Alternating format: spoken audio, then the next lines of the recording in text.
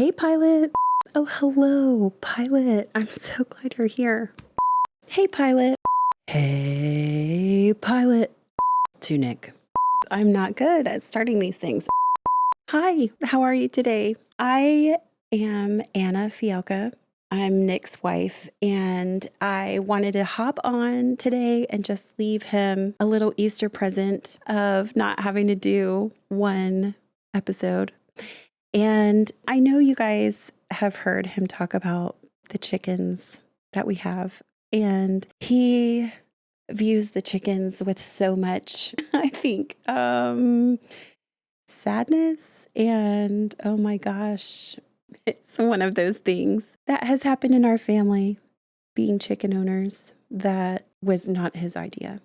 In addition to what I'm going to talk about today, I just want to brag on him a little bit that he is on board. I'm going to even say on board, not willing to go along, but on board with having chickens in our yard. Most pilots don't understand what career opportunities are available in the world of aviation. They're making career decisions based on advice from friends or posts on internet forums, meaning they are taking huge risks with their livelihood without having all the details. This podcast was created to help you understand the aviation industry so you can find your dream job. Let's get ready for Pushback. Dr. Becky Kennedy, if you don't know her, she's awesome. She has a book called Good Inside. I think her podcast is maybe called the same thing.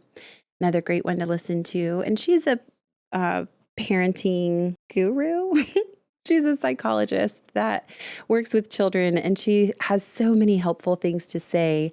I've heard her often make this comparison of parenting to a pilot, and how a parent's job is to, first and foremost, keep their children safe. And often that requires strong boundaries. And she talks about, if you were on a plane and there was great turbulence outside or inside the plane, you would definitely not want the pilot to come on the intercom or stand in front of you, heaven forbid, and say, all right, I know this is scary. How do you feel? And what do you think we should do? Or do you have some ideas? Like, of course, no, right? Like, that's not what we want. I think her terminology is a sturdy leader who says, okay, things are getting a little crazy.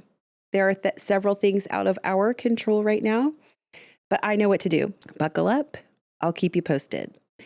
And I hope that's a fair representation of what she says. But in that, I think, there is so much that in a pilot's job, your number one priority is safety, right? There's so much that happens just in the effort to keep everyone safe on the ground and to the next piece of ground you touch.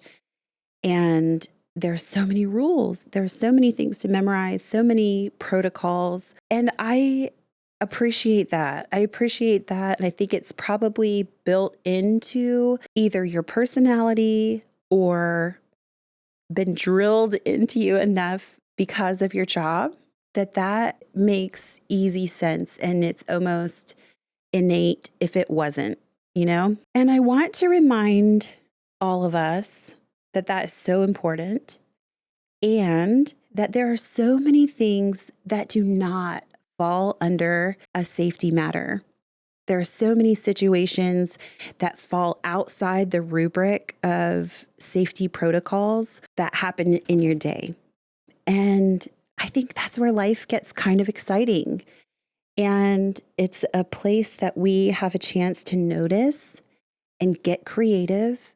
Our chickens were born, literally, out of a response to a person that is in our family who, Nick and I look at, and we want that person to be able to tackle and have the life skills for whatever is put in front of him as well. And so one way that we're making sure that happens, or doing our best to ensure, that true self-confidence of, I have done a hard thing. I can do another hard thing, and I can do another hard thing, One way that we're doing that is this chicken situation.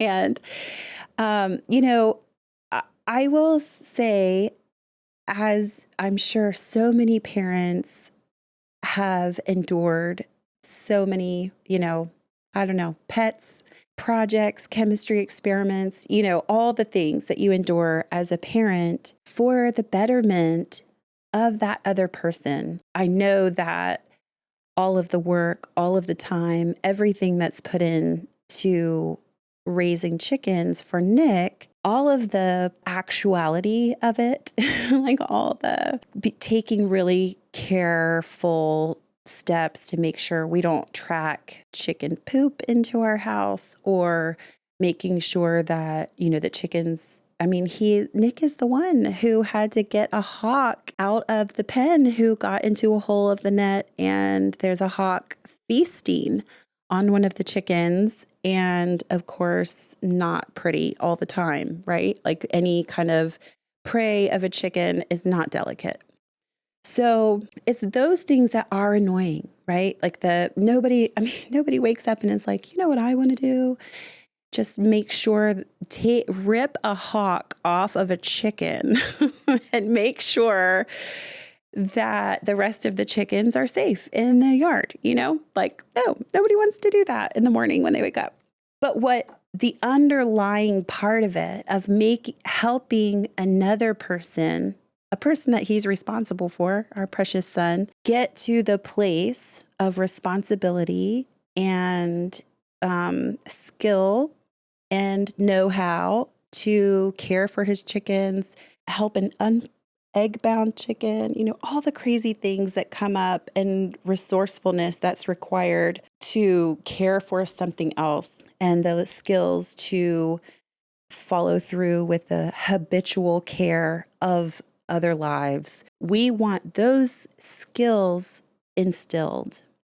And because Nick and I can agree we want that, he can put up with the annoyance of chickens. And we also get the rewards, right? We get free eggs.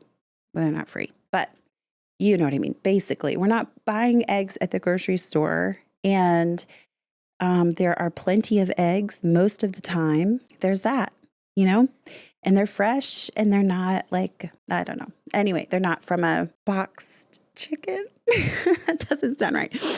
But anyway, okay, I'm not going down that rabbit hole. What I'm trying to say is, I wonder, in your daily life, okay, if you've stayed this long into this conversation / monologue, what I'm wondering is, what are the situations that you encounter as a pilot that do not fall under the, like, okay, if someone does this, if this engine failure happens, then if a person, in the back does X behavior, then Y, right? And you have these protocols that are really set out for you, and not all you've had to do, but you follow them, right?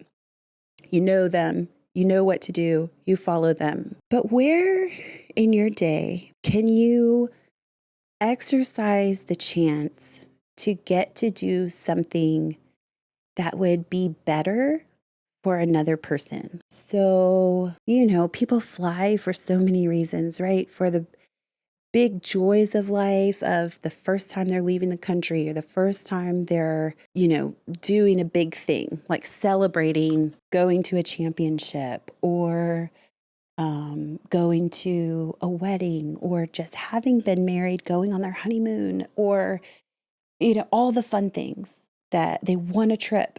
They want a trip someplace and they're going, or they just, are doing a dance competition, or they're seeing, their siblings for the first time in a long time, or some fun things, right?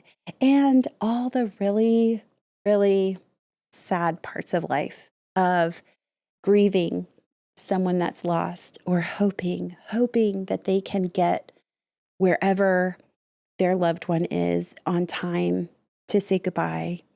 Or, you just know all the reasons that people travel, or all the mundane reasons, right? Of just traveling and living on the road, working on the road. Those people who have flown millions of miles in their lives and have just lived on the road so much. And every single one of those persons has a story and a reason that they're flying. I don't have concrete examples for you, but it's just, I guess, a question of like, where can you exercise the creativity to get to do something that would make someone's trip better or their hard day better? Of course, I always think about flying with little ones, which is just such a crapshoot. You never know if they're just going to fall asleep in your arms and be angels, or have a really hard time and make it hard for the people around them. And I guarantee you it's harder on the parents than anybody else around who is rude enough to open their mouths about it. But, any moment, right? There's so many things that could happen as you're traveling.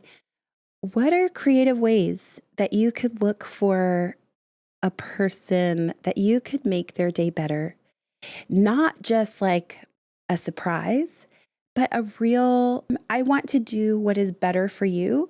So I'm going to do this action, right? And maybe it's not with customers. Maybe it's with customers, but maybe it's also with the person that's sitting beside you as you fly. Maybe you've had a really hard week or a couple days leading up to your trip, and you really want to complain for 3 hours on the road, on the flight. There's so many things to complain about in life, right? Let's just not pick one. But what is better for the person sitting beside you? Maybe not. Maybe just zip it, or find something. If you can't find something to be grateful for or a neutral topic, write down a list before you go. Okay, I'm not going to complain to this person for 3 hours. So I have to think of at least a question to ask or something else to say, or what would be better for, any of the staff that are supporting this flight. I don't know. I don't have examples for you, but I am just leaving you with that question. And I hope that that principle of what is best for the other person, for my coworker, for the customer that's on this flight, for my family when I come home, or whoever you come in contact with. I do hope that you find and maybe see a new way to look at, this is my chance to get to be creative in this job that I have so many rules and regulations for already.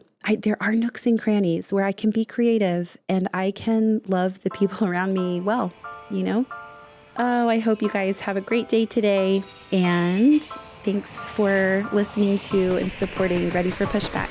Bye.